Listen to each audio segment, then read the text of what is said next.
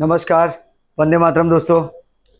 Chapter 5 statistics part 2 chapter 5 differentiation में topic है derivative by standard form. Function is symbolically presented as y और fx. Its first order derivative is known as dy by dx or f dash x. Second order derivative is termed as d square y upon dx square or f double dash x. इसके ऊपर different type of questions we have discussed already. Now here important terms and results. First of all, y and dy by dx की values के लिए अगर x raised to n है, function y is presented as x raised to n, then dy by dx is nx raised to n minus 1. ये standard form है derivative obtain करने का, और इसी के ऊपर सारे प्रैक्टिकल क्वेश्चंस हमने चेक किए अब तक कि dy by dx is nx raised to n minus 1. Now अलग अलग वैल्यूज के लिए यहाँ पे y के लिए dy by dx की वैल्यू है xn के लिए nx raised to n minus 1. अगर x raised to 1 हो, इंडेक्स अगर 1 हो, x raised to 1 हो, तो यहाँ पे 1 into x raised to 1 minus 1 यानी x raised to 0, तो आंसर आएगा 1. सो x का डेरिवेटिव आएगा 1. अगर 1 by x है तो x raised to minus 1 होगा. जब भी डिनोमिनेटर में x दिया हो तो उसका इंडेक्स का पोजीशन चेंज करेंगे और नेगेटिव साइन के साथ उसको न्यूमरेटर में लाके फिर डेरिवेटिव अप्लाई करना है nx raised to n minus 1. तो minus 1 आगे आएगा, x raised to minus 1 minus 1 that is minus x raised to minus 2. तो minus 2 है तो फाइनल आंसर के लिए x raised to minus 2 है, तो पावर को पॉजिटिव करने के लिए डिनोमिनेटर में लाएंगे तो minus 1 upon x square. ये minus 1 upon x square, तो 1 by x का डेरिवेटिव आएगा minus 1 upon x square. कोई भी कांस्टेंट के लिए डेरिवेटिव है 0, और अगर कांस्टेंट मल्टीप्लिकेशन में आया x के साथ तो यहाँ पे x का डेरिवेटिव है 1 और कांस्टेंट है a, इसलिए फाइनल आंसर आएगा a. अगर कांस्टेंट के साथ डिवीजन में x आया यानी c by x है और उसका डेरिवेटिव ऑब्टेन करना है तो 1 by x के लिए डेरिवेटिव है minus 1 upon x square, और यहाँ c के साथ अपॉन x है इसलिए minus c by X square, यानी c एज इट इज रहेगा, और 1 by x के लिए डेरिवेटिव है minus 1 upon X square. So answer will be minus c upon X square. ये कॉमनली यूज्ड रिजल्ट्स है in the process of differentiation. Mainly this session is for minimum and maximum functions, and there are 3 functions which are frequently used in this chapter: cost function, revenue function and profit function. Cost function is termed as capital C and marginal cost is dc by dx. R is revenue function and it is marginal revenue dr by dx. लेकिन R को obtain करने के लिए formula है x into P. X stands for number of units and P is its price. So X is demand in units and P is price, and revenue is termed as X into P. Marginal revenue is dr by dx. Now after that, profit function capital P. Now marginal profit is dp by dx and profit is ascertained as revenue minus cost. Profit is obtained as revenue minus cost, यानी r minus c करके हम obtain करेंगे. Then conditions for maximum value of a function. तो maximum value of a function या तो y के नाम से दिया जाएगा, रेवेन्यू r के नाम से या प्रॉफिट p के नाम से, क्योंकि रेवेन्यू और प्रॉफिट को मैक्सिमम करने का ट्रेंड होगा. तो कोई भी फंक्शन को मिनिमम या मैक्सिमम करने के लिए फर्स्ट जो कंडीशन है, नेसेसरी कंडीशन, वो है फर्स्ट डेरिवेटिव शुड बी 0. तो नेसेसरी कंडीशन अगर y का फंक्शन है तो dy by dx 0, function r का है तो dr by dx 0, function p का है तो dp by dx 0. This is first condition, necessary condition. Second is sufficient condition.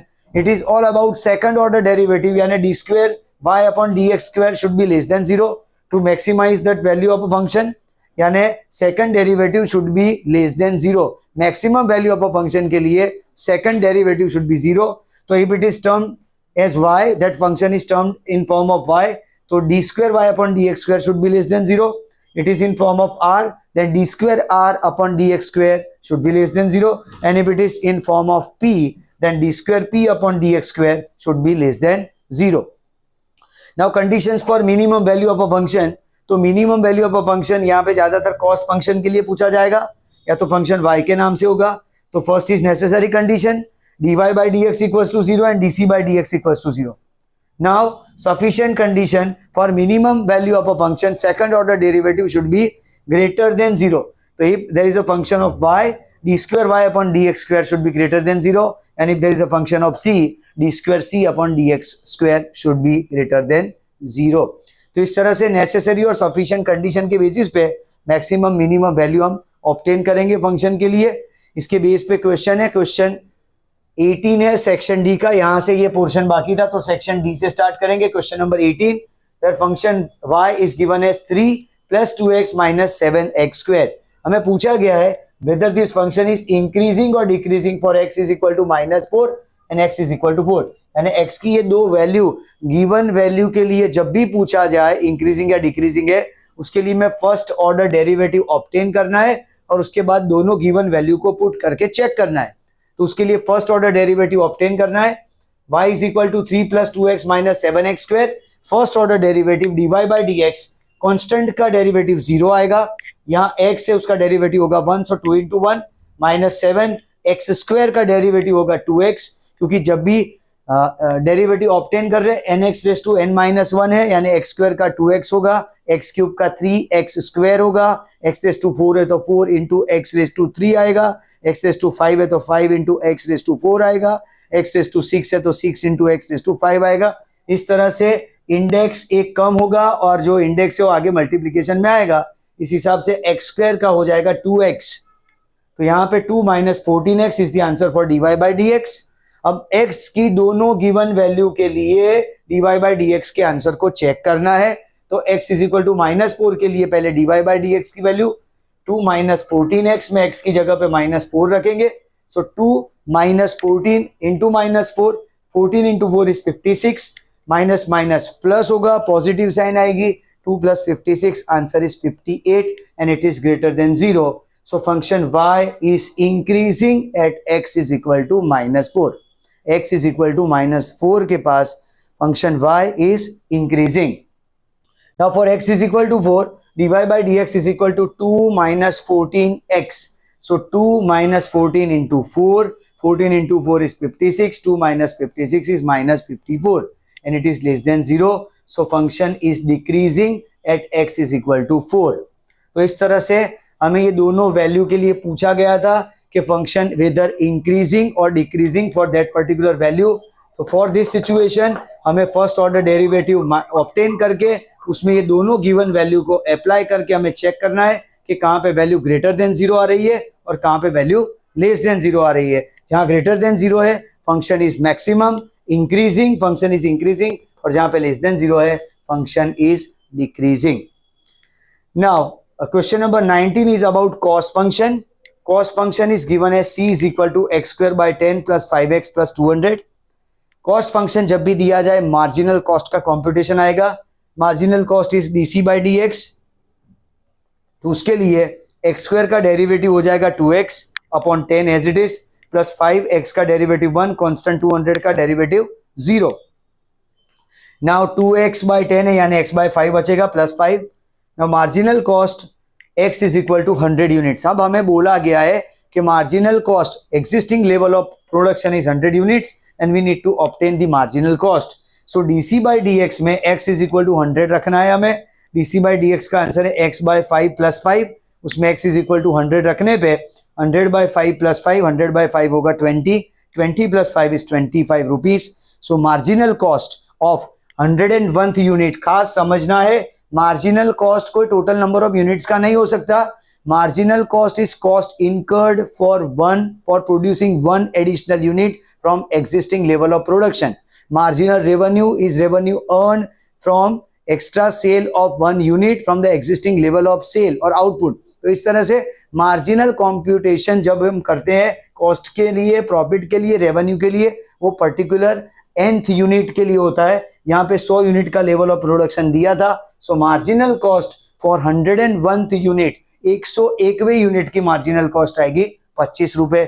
Answer frame करने में ध्यान रखना है, कभी हम ऐसा नहीं लिख सकते कि marginal cost of 101 units, 101 units की मार्जिनल कॉस्ट नहीं हो सकती, 101th यूनिट की मार्जिनल कॉस्ट होगी। इसलिए marginal cost for 101th unit is ₹25।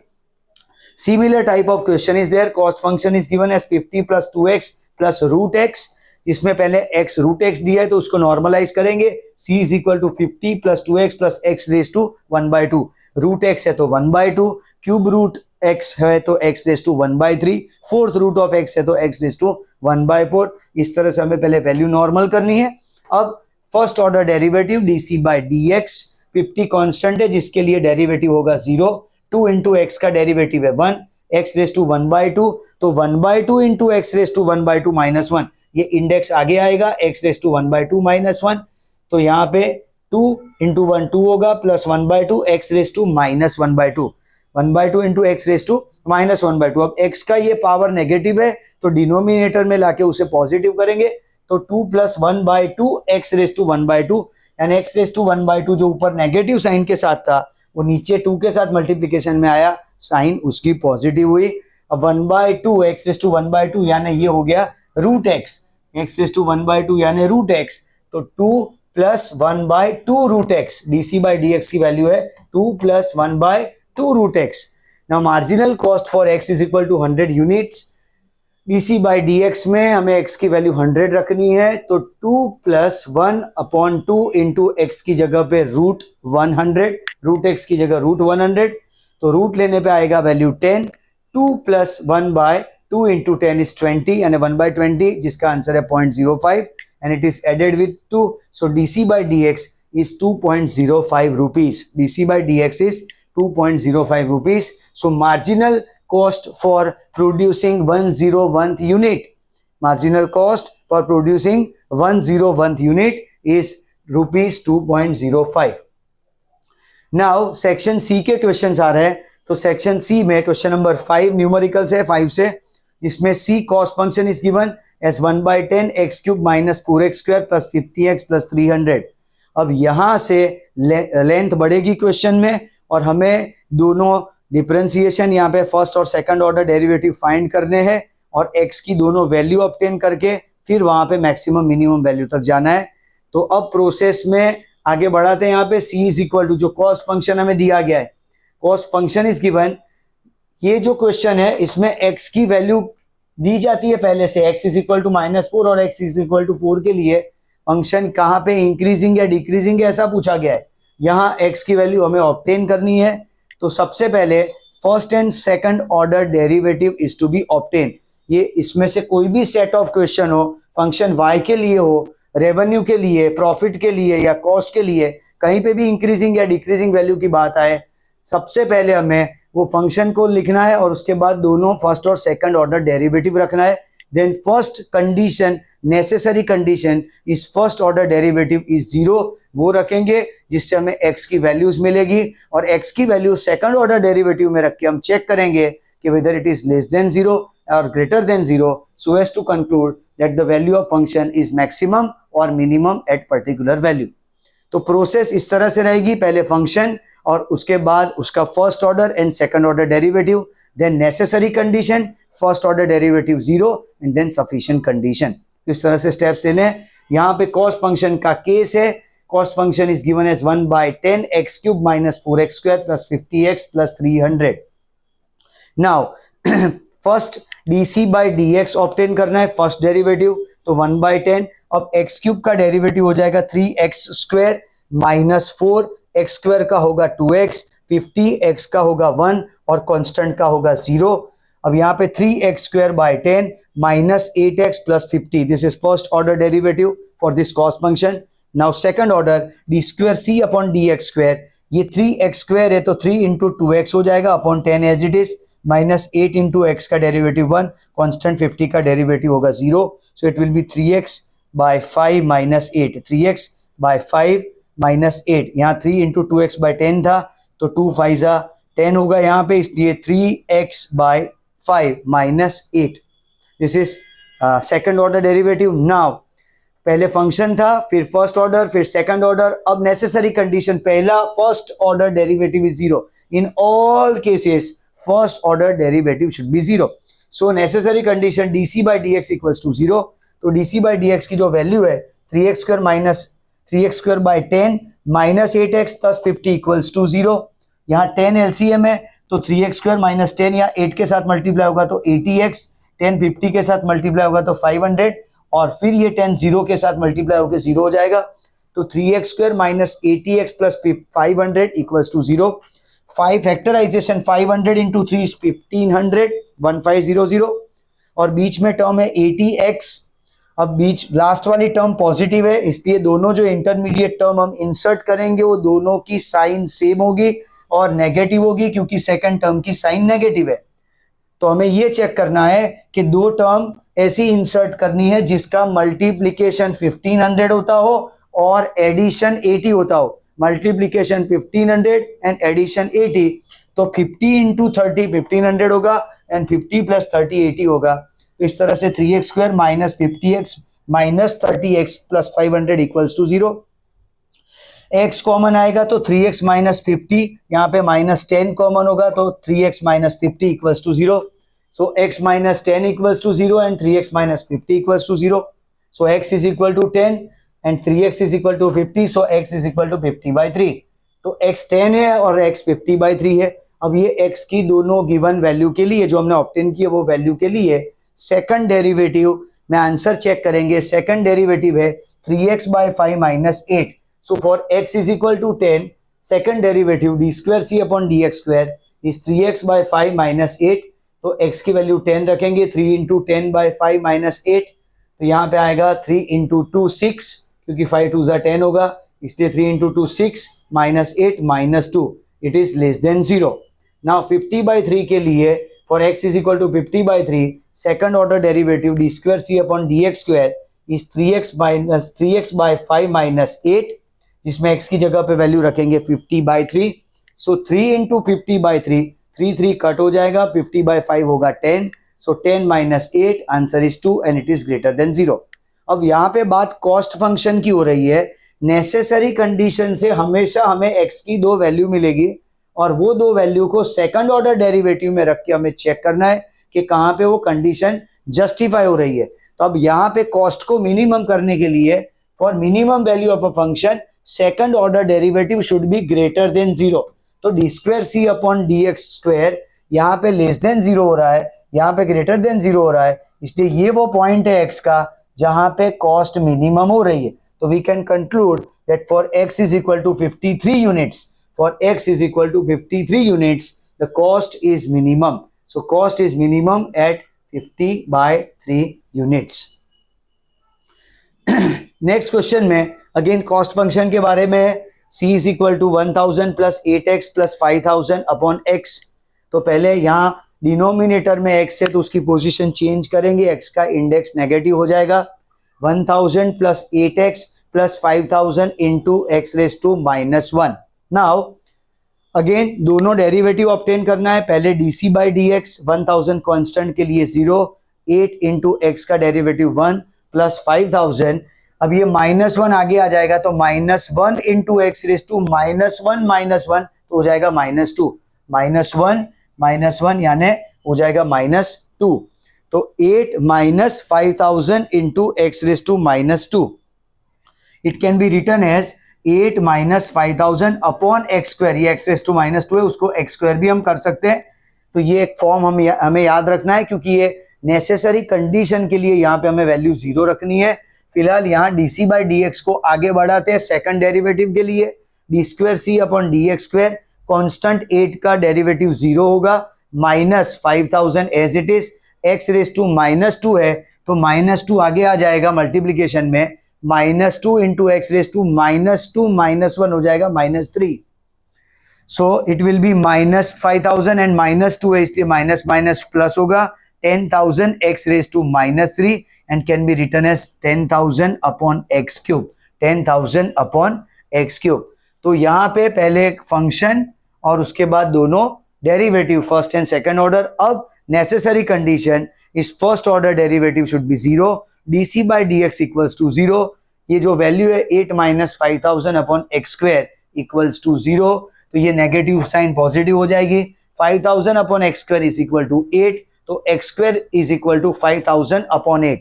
X square यहाँ जाएगा और 8 डिनोमिनेटर में आएगा, तो x square is equal to 5000 upon 8 and x square is equal to 625। Root लेना है तो रूट लेने पे एक्स की वैल्यू आएगी प्लस और minus 25। X is equal to plus और minus 25, but minus answer acceptable नहीं होगा because X is for number of units produce. It can be positive only, negative number is not acceptable at all for number of units produce. कैसे number of units negative हो सकते हैं? इसलिए x के लिए भले हम 625 का स्क्वायर रूट लेते हैं तो प्लस और माइनस 25 आता है answer, but acceptable answer for our case because x stands for number of units and it can never be negative, so x is equal to 25। Necessary condition से हमें जो x की वैल्यू मिली, अब यहाँ पे क्या सिचुएशन थी, हमारे पास दोनों वैल्यू पॉजिटिव थी इसलिए दोनों वैल्यू को चेक किया था। यहाँ पे एक पॉजिटिव एक नेगेटिव है तो नेगेटिव वैल्यू एक्सेप्टेबल ही नहीं है, तो x इज इक्वल टू 25 एक ही वैल्यू के लिए सेकंड ऑर्डर डेरिवेटिव को हम चेक करेंगे। तो x इज इक्वल टू 25 के लिए डी स्क्वायर सी अपॉन डी एक्स स्क्वायर, जिसकी वैल्यू है 10,000 अपॉन एक्स क्यूब।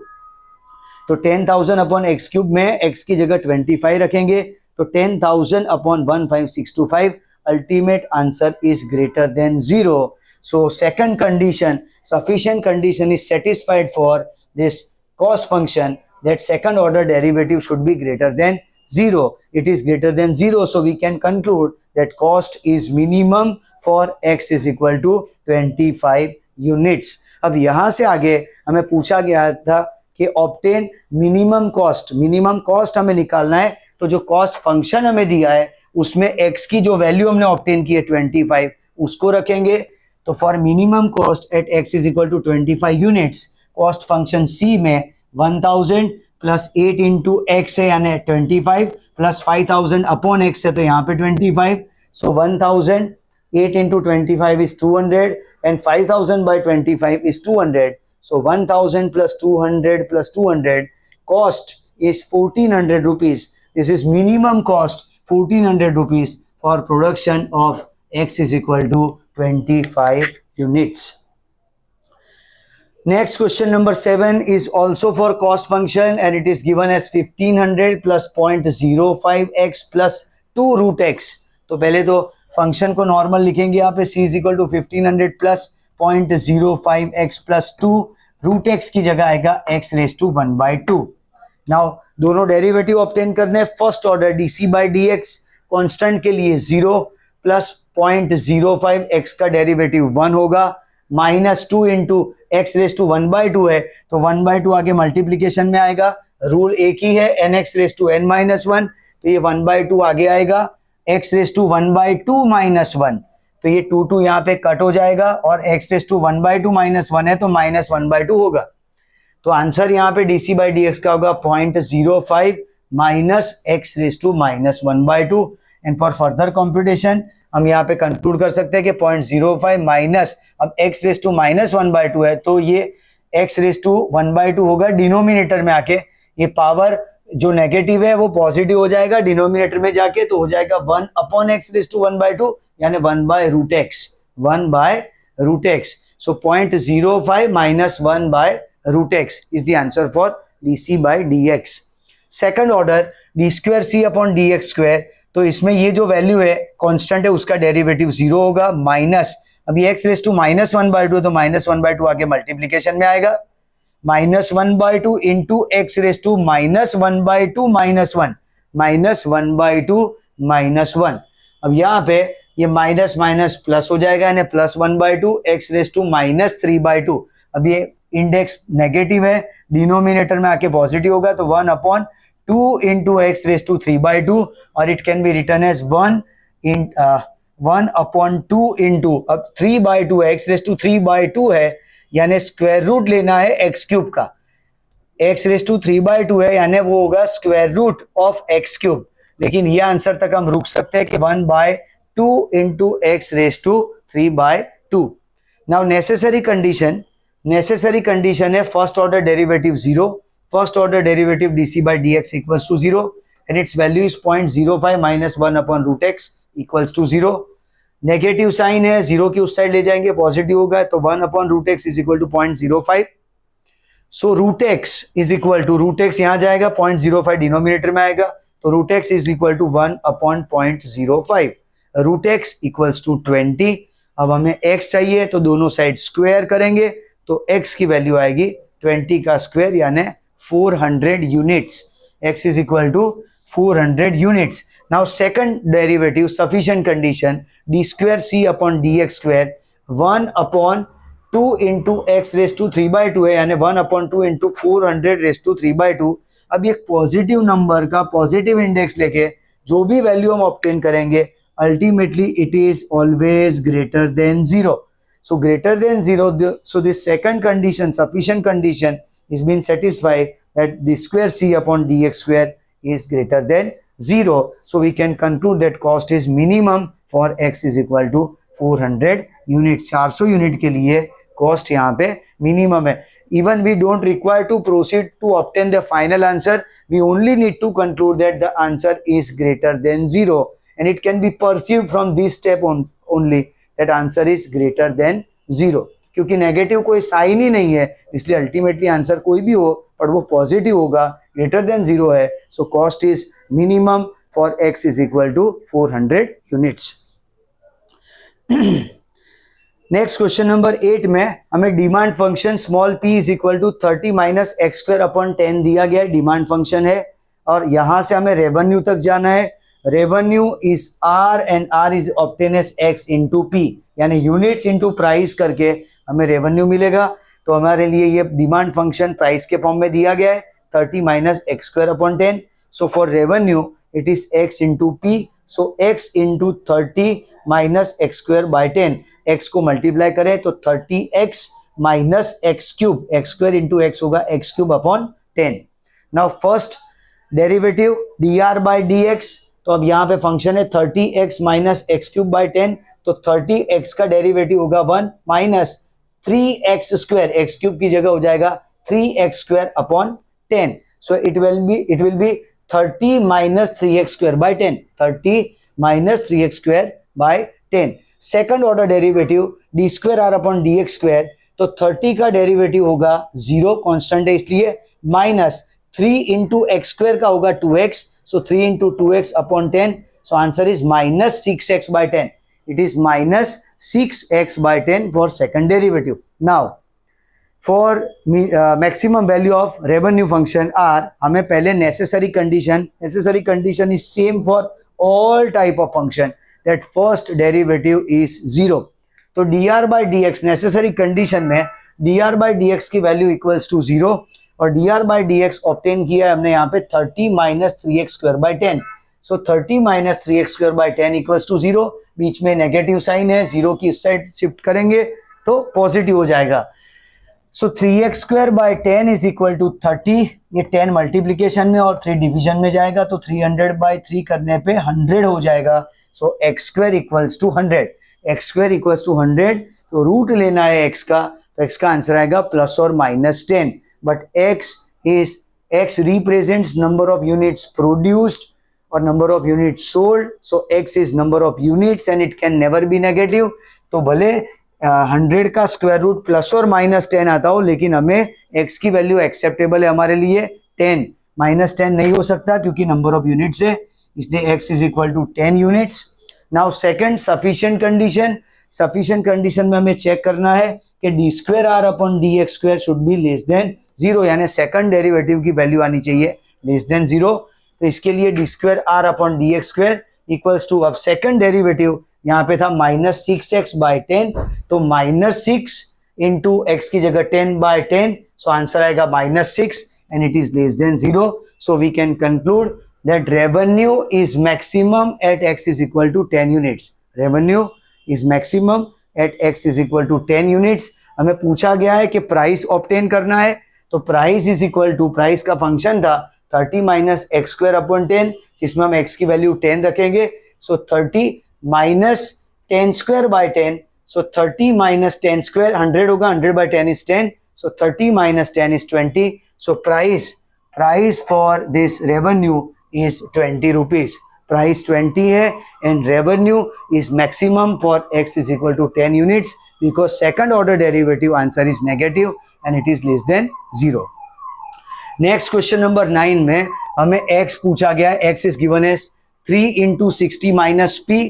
इस तरह से हमें फंक्शन x के फॉर्म में दिया गया है, तो हमें पहले यहाँ पे p के फॉर्म में उसको कन्वर्ट करना होगा. तो p के फॉर्म में लाना है हमें डिमांड के फॉर्म में. 60 minus p is equal to x के डिनोमिनेटर में यहाँ 3 आ जाएगा. 60 minus p equals to x by 3. Now p के फॉर्म में चाहिए, इसलिए यहाँ पे p सेट जाएगा तो पॉजिटिव होगा और x by 3 will come on the left side and it will be negative. So 60 minus x by 3 is equal to p. ये p के लिए वैल्यू मिल गई हमें. अब r चाहिए, revenue function r is x into p. r is equal to always x into p. तो x into p के लिए यहाँ p की वैल्यू हमने ऑब्टेन की है 60 माइनस एक्स बाई 3. तो x into 60 minus x by 3, x into 60 60x, x into x by 3 minus x square by 3. तो इस तरह से हमें रेवेन्यू फंक्शन r मिला. उसके बाद दोनों डेरिवेटिव फाइंड करने हैं. First derivative dr by dx, तो 60 और x के लिए यहाँ पे होगा डेरिवेटिव 1 माइनस एक्स स्क्वायर का होगा 2x बाय 3, यानी 60 minus 2x by 3 is first order derivative. Second order के लिए D square r upon D x square, d square r upon D x square is 60 constant के लिए derivative 0 minus 2 by 3 और x का derivative है 1, सो minus 2 by 3 is final answer for d square r upon D x square. Now necessary condition, first necessary condition is first derivative should be 0 यानी dr by dx equals to 0. First derivative है यहाँ पे 60 minus 2x by 3 equals to 0. Negative sign है, 0 की उस side जाएगा positive होगा, यानी 2x by 3 is equal to 60. So x is equal to 60 into 3 by 2. x is equal to 60 into 3 divided by 2, 90 units. So x is equal to 90 units. अब हमें second condition check करनी है. Second condition में x का कोई form ही नहीं है, already answer minus 2 by 3 है. तो second order derivative answer is minus 2 by 3 and it is less than 0. So revenue is maximum at x is equal to 90 units. At x is equal to 90 units, the revenue is maximum. अब हमें price पूछा गया है, तो price is 60 minus x by 3. तो जहां x की value हम 90 रखेंगे, यानी 60 माइनस 90 बाई 3, 90 बाई 3 होगा 30. So 60 minus 30, answer is 30 rupees. So 30 rupees is the value और the price of commodity. Now revenue, हमें पूछा गया कि रेवेन्यू ऑब्टेन करना है.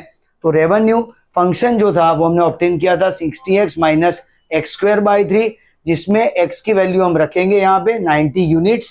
तो it will be 60x minus x square by 3 में x is equal to 90. 60 into 90 minus 90 square by 30 by 3. 60 into 90 minus 90 square by 3. 60 into 90 is 5400 और minus यहाँ 90 का स्क्वायर है अपॉन 3 करना है. 90 का स्क्वायर होगा 8100, डिवाइड बाय 3 करें तो 2700. 5400 minus 2700, answer is 2700. So this answer is for revenue. तो यहाँ पे हमने पहले चेक किया कंडीशन. ये क्वेश्चन में रेवेन्यू फंक्शन ऑब्टेन करना था. हमारे पास x की गिवन वैल्यू थी 3 इंटू 60 माइनस पी. तो सबसे पहले हमें उसको डिमांड फंक्शन में कन्वर्ट करना था, p के फॉर्म में लाना था.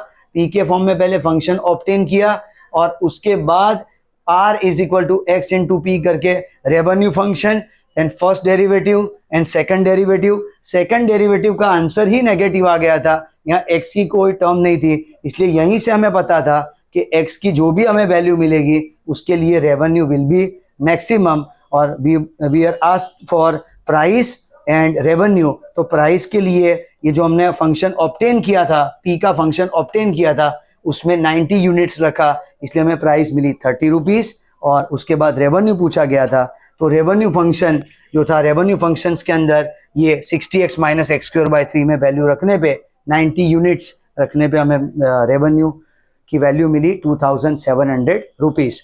तो इस तरह से ये क्वेश्चन थे कॉस्ट, रेवेन्यू और प्रॉफिट फंक्शन के. और भी क्वेश्चंस है रेवेन्यू और प्रॉफिट फंक्शंस के, और उसके साथ है जो फंक्शन y के क्वेश्चन है, जिसमें कोई डिमार्केशन नहीं है कि वो कॉस्ट का है, रेवेन्यू का, प्रॉफिट का है, लेकिन हमें मैक्सिमम और मिनिमम वैल्यू के लिए जाना है वो फंक्शन के लिए. And that is part of certain question of sections E and section F entirely, and that will be done in a next session. Thank you.